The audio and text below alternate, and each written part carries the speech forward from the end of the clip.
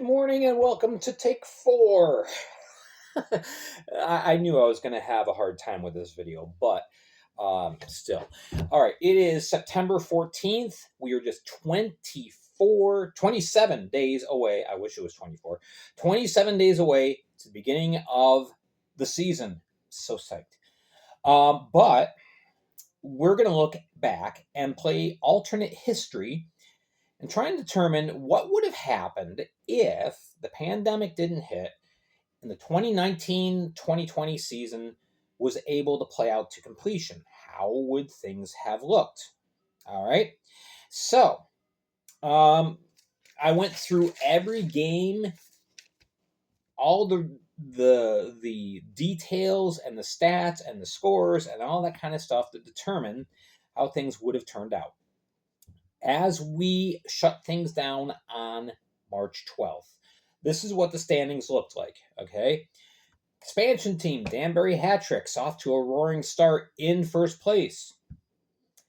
If you're looking at the board, you know something weird. Yeah, points percentage and points. All right. This was the 10th season of the Fed. And for some reason, the Fed never figured out, including this season, how to get everyone on a balanced schedule. Everybody always played a different number of games. Hence, during those first few seasons, points percentage was always the tiebreaker.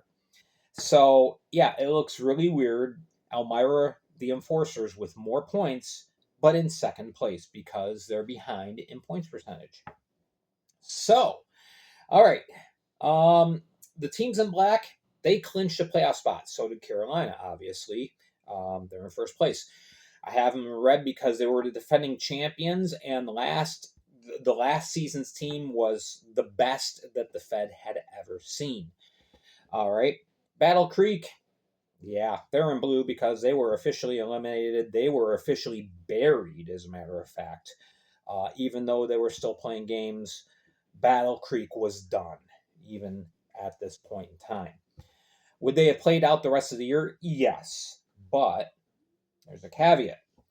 Teams like, well, both specifically the Mentor Icebreakers, remember them, and the Battle Creek Rumblebees were bleeding tons of money to the point where the arenas said we can't keep up with the operational cost losses. So, games that Mentor and Battle Creek were going to host now were road games. Switched venues. So, and that happened with, I think, about 5 games altogether where, yeah, the venue got switched. So, that means the remaining games that were left on the schedule would have been all on the road for both Mentor and Battle Creek. Not good. All right. So, first question. Could the Battle Creek Rumblebees win another game? They were at a 24-game loss streak at this point. 9 games left on the schedule, all on the road. 2 against Elmira, 2 against a very desperate and suddenly surging Delaware Thunder team, 2 against the Columbus River Dragons, and 2 against the Danville Dashers. So, how would they have turned out? Now, the 48 games that they did play, they were competitive. Played decently in 8 of those games. So every now and then they could put forth a good effort. Of course, their best effort was on guaranteed win night. I had to bring it up. I'm sorry, Elmira. Forgive me. But, okay, Battle Creek, the truth was they were a terrible team. Elmira, in that guaranteed win night, by the way, Elmira was extremely shorthanded. They were battling a rash of injuries at that point in time. That was January 3rd, 3 months before this. All right. So I gave them the benefit of the doubt. I gave them 2 overtime losses, one against Danville, one against Columbus. So they would have ended up, I projected, with a record of 152-4, 7 points, worst all time. All right. Interesting questions. Who gets first place? Danbury had 10 games left on their schedule. Elmira had 12. All right. And entering this point in time, Danbury had gone 6-1-3 in their previous 10 games, and Elmira had gone a perfect 10-0. So Elmira was red hot. All right. With Danbury, they had 10 games left, 3 against Watertown. They were hosting 2. 2 against Mentor at home. 2 against Delaware at home. And Port Huron. 2 games at McMorran Place and 1 at home. And as you can see, Port Huron was still a very good club. They still had a lot of players left over from their championship team. They were no slouches. All right, so meanwhile, Elmira had 2 games at home against Battle Creek, 4 against Watertown, 2-2, home and home, 4 against Delaware, 3 at Delaware, and 2 against Mentor. So I went, calculated, projected, how would these teams have finished out? Danbury had going 5-5. The remainder 10 games, 15 points. All right, not a great ending. Meanwhile, Elmira, I projected as going 9-1, 28 points. I didn't calculate the number on the win percentage because I was doing this late at night and I was starting to fall asleep. But Elmira definitely would have been in that first seed. So that question gets answered. Meanwhile, what about Mentor and Delaware? Delaware had played 3 games fewer, so points percentage was on their side. Okay, Mentor had 10 games left, all on the road. Delaware, who had gone 5-4-1 in their previous 10 games, playing pretty good. They had 11 games left. All right. Mentor had been 1-9 in their previous 10 games. So Mentor, all on the road, had 3 against Delaware, big games, 2 against Danbury, 3 against Watertown, and 2 against Elmira. Meanwhile, Delaware had 3 at home against Mentor, 2 against Battle Creek, 4 against Elmira, but 3 were at home, and Danbury, 2 games at Danbury.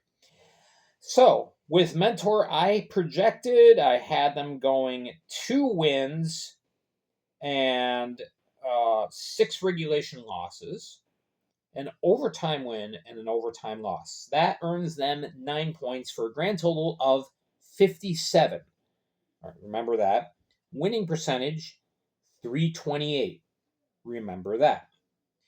Delaware, in the meantime, again, they were playing much better. They had made some big trades. They were scoring a lot of goals.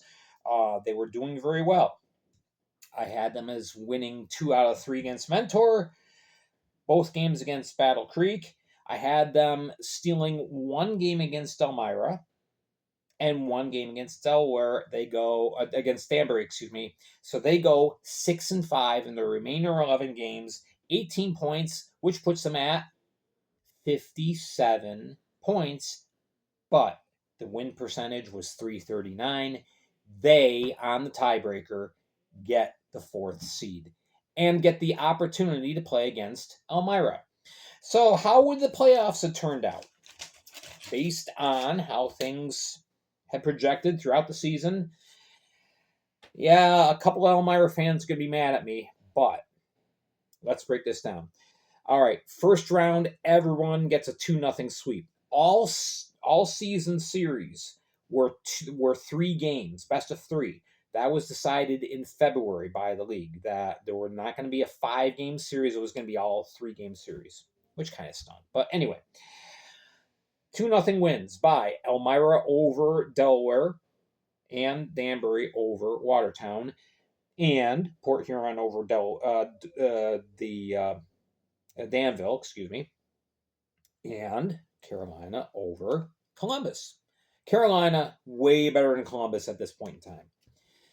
All right, so we get to the division finals. Tough games, but Elmira would have won 2-1. Same with Carolina. I think Carolina and Port Huron, I think that would have been a fantastic series, but I think Carolina would have pulled it off.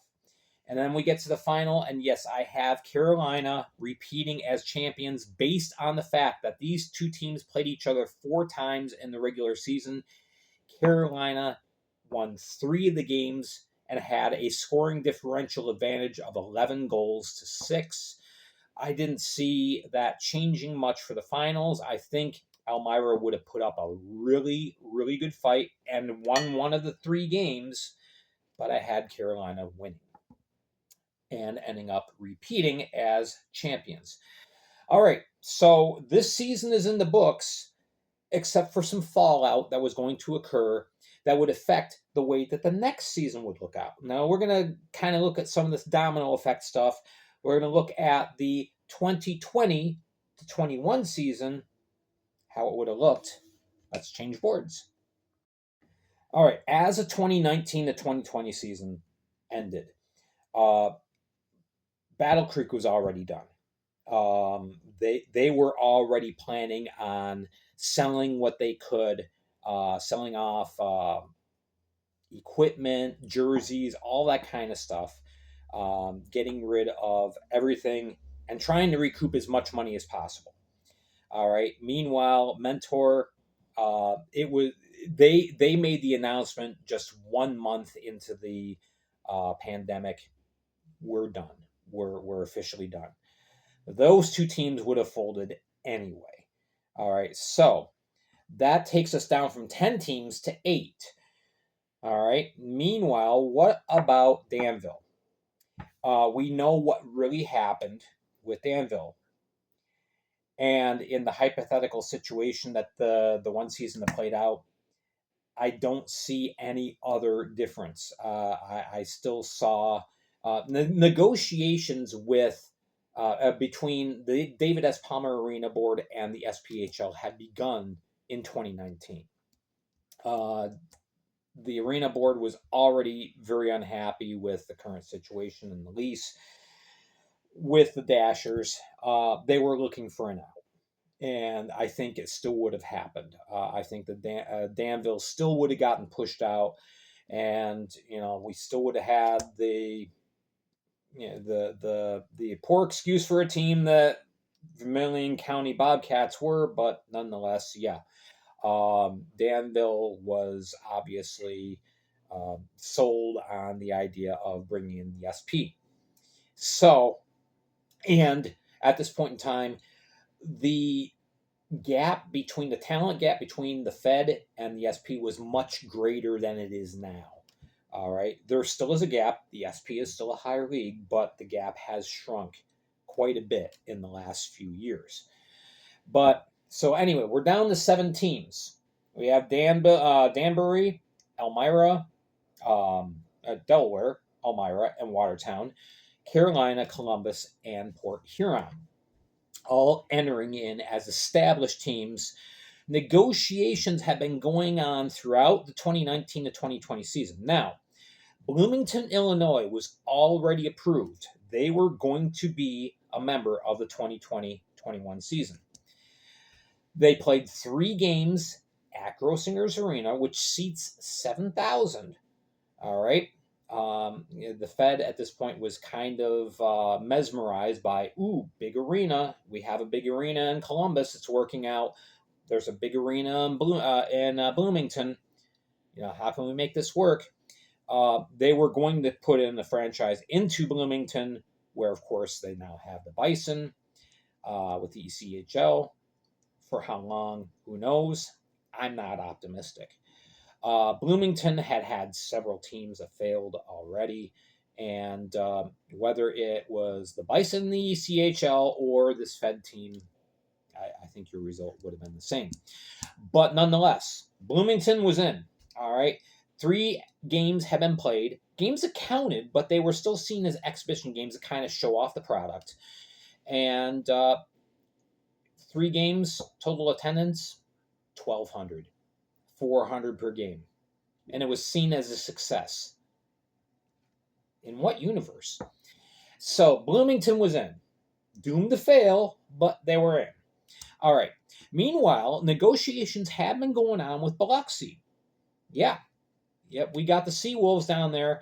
Um, Negotiations were going on back in 2019 to expand the Biloxi. The big push after seeing the success of the Carolina Thunderbirds and the Columbus River Dragons was to get more teams in the South.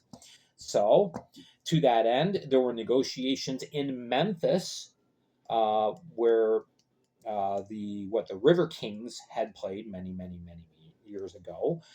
That set of negotiations was headed up by Andreas Johansson, now owner of the Black Bears, but they broke down right before the pandemic. Things just went south.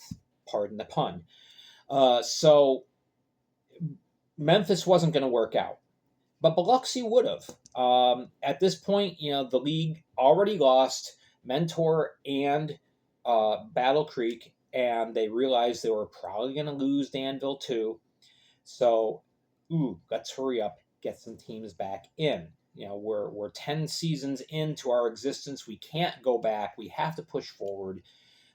So we would have had the Mississippi Seawolves a little earlier than expected. Meanwhile, even though the fiasco in Battle Creek was going on, Adam Steo, who operated that team, was also negotiating to get a team in Fraser. Yep, the Rockers. The name had already been chosen. The logo was already drawn up.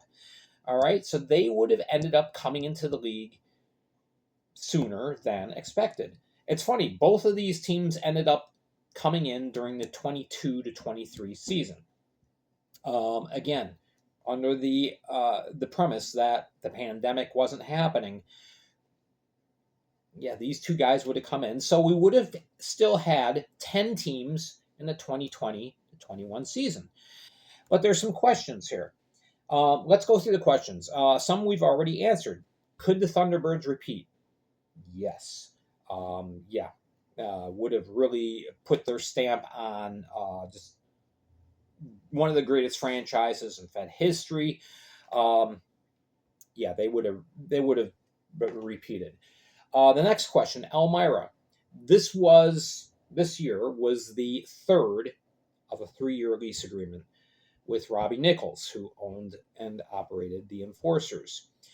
As is well established now, we have the advantage of hindsight. In reality, the relationship, I'm using that word very loosely, between the arena board and hockey ownership dating back to the ECHL was very contentious at best. All right.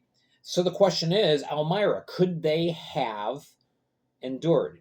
Could we still have the Elmira Enforcers today? Hard to say. Elmira was packing the barn at this point. Nichols was drawing fans in. They were leading the league in the pandemic year, in the 2019-2020 season, with 3,046 per game drawn in that arena. And you saw the arena last year with the River Sharks. All right, seats 3784. I think that's capacity. Anyway, mostly full. All right. Nichols had made a connection with the fans. All right. Going into this year, they would have been one of the favorites to bring home a title. Okay. They hypothetically had just lost a very close series to Carolina. Could they have lasted beyond this year? Hard to say.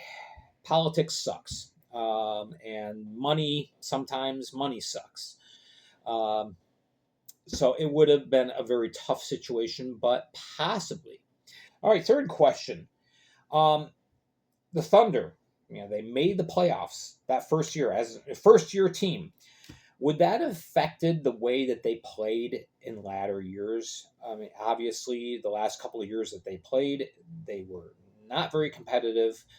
Might they have been a more competitive team, a better team? Could they have gotten another playoff spot in future years? Well, we don't know that.